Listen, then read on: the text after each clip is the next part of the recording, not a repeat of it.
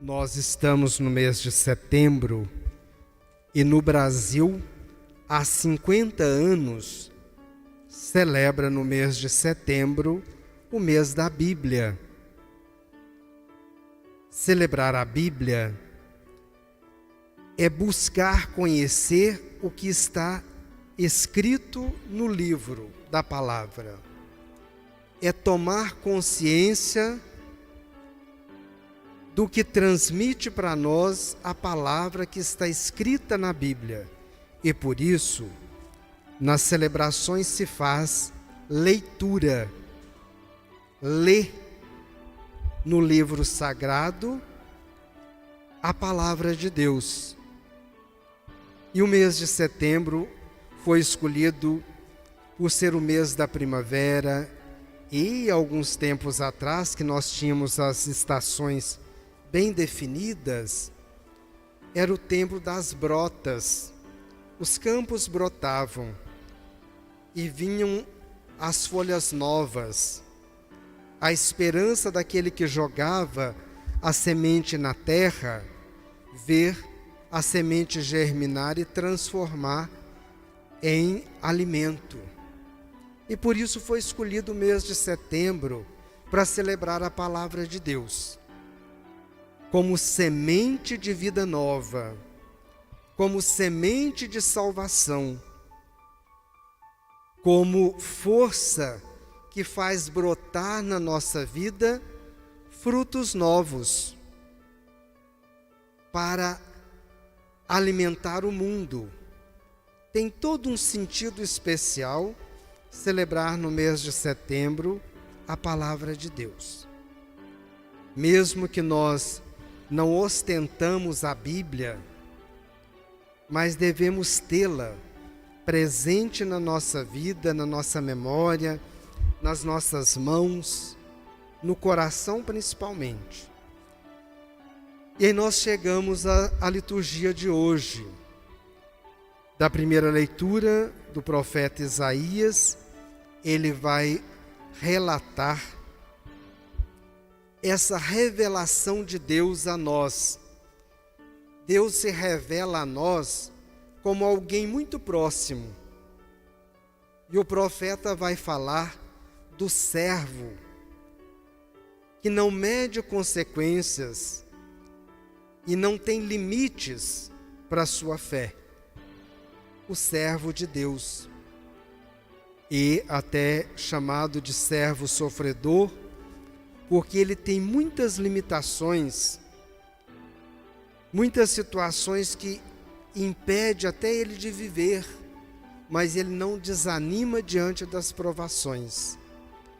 E olhando para a nossa realidade, pelo menos nesses 2 anos, quem de nós não foi limitado de viver e ainda está sofrendo consequências muito sérias por causa da pandemia, por tristeza, sofrimento de ver um irmão, um parente internado, sofrendo, doente, e até mesmo sofrendo a tristeza da separação pela morte.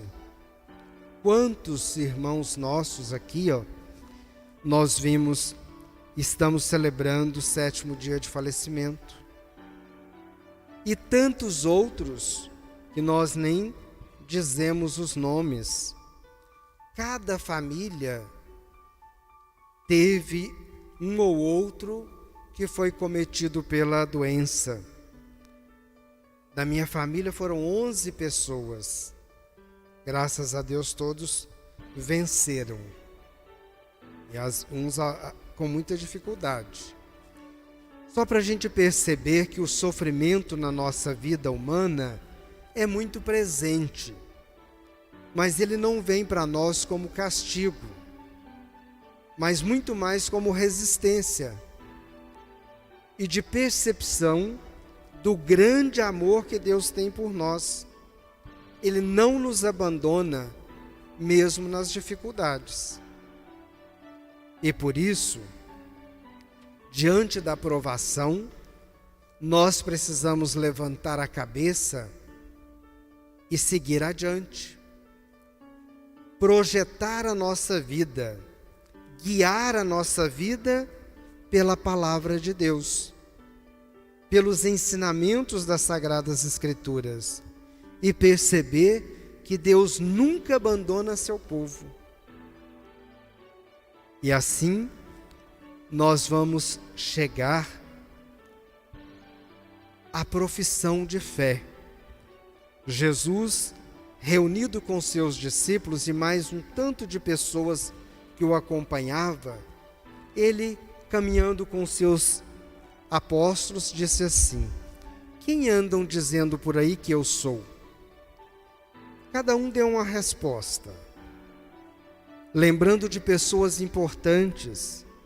Diz que é um profeta, diz que é João Batista, diz que é Elias. Mas Jesus não procurava título e nem vantagens.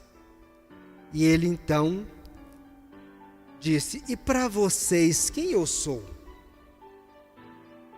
E Pedro então respondeu: tu és o Messias, o Filho de Deus.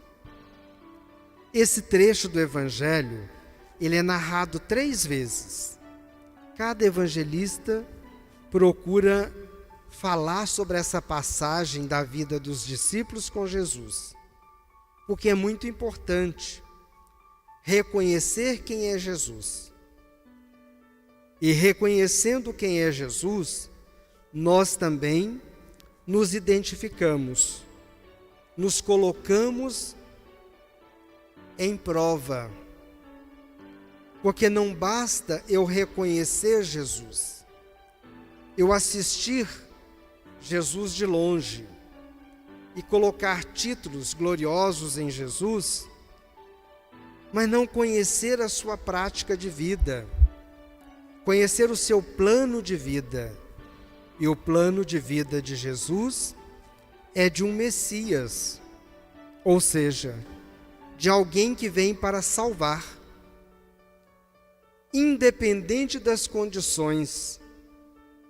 E aí nós vamos lembrar do servo sofredor, do servo de Deus, que não tem limite, não tem sofrimento que possa impedir dele ser obediente a Deus.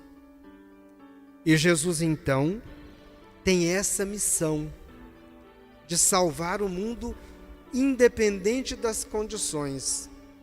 Ele queria e buscava que todos os corações fossem acolhedores, que todas as mentes fossem puras para entender e compreender o projeto de Deus, que é amor, que é perdão, que é generosidade, para que todos sejam salvos, para que todos sejam filhos de Deus. Esse é o plano do Pai, que todos sejam um em Jesus Cristo. Todos sejam filhos, sem distinção. Mas nem todo coração, nem toda mente entendeu e acolheu o plano de Jesus. E por isso, quando Pedro diz: tu és o Messias, ele proíbe deles dizer isso para os outros. Cada um tem que conhecer pessoalmente, intimamente, quem é Jesus. Porque não basta estar estampado, é preciso estar internalizado. A fé se vive na interioridade, ou seja, no mais profundo do coração, pois é de lá do coração que vai sair as atitudes concretas. Não basta eu dizer que Jesus é o Messias, que é o Salvador, chorar e dizer que Ele é misericordioso e que morreu na cruz, se isso não muda a minha vida, se isso não muda as minhas atitudes para com o próximo, se eu ainda tenho olhar preconceituoso, se eu ainda tenho atitude indiferente com o outro, Se eu sou egoísta, não consigo partilhar o que eu tenho. Se o meu tempo não é suficiente para dar um pouquinho para o outro. Se eu sou ganancioso, só penso em lucro e prestígio, não conheço nada de Jesus, porque ele não é assim. Ele não é assim. Jesus é o Messias, é o servo de Deus, que não mediu consequência até chegar ao extremo de dar a vida para nos salvar. E para conhecer Jesus, eu preciso também ter atitude e coragem de dar a minha vida para a salvação do outro. A minha presença nesse mundo tem que fazer diferença. E aí nós encontramos na segunda leitura São Tiago, que vai dizer: a fé sem obra é uma fé morta. A fé que não faz eu dar um passo, abrir a mão para o outro melhorar de vida, para o outro ser melhor, é uma fé morta. É que nem uma árvore que não dá fruto.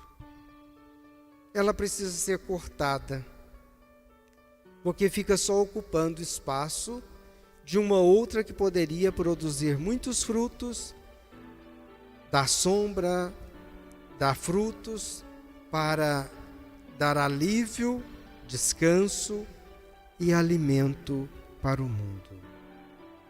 Que nós possamos, à força da palavra de Deus, abrir o nosso coração e o nosso entendimento para o perdão, para a caridade, para a generosidade, para a solidariedade, para reconhecer e aceitar que Deus nos ama sem medida. E por isso somos chamados a nos identificarmos com Jesus, a ser filhos de Deus, ter atitudes de filhos de Deus, de favorecer que o mundo seja salvo, que o mundo seja bom, que o mundo seja o reino de Deus.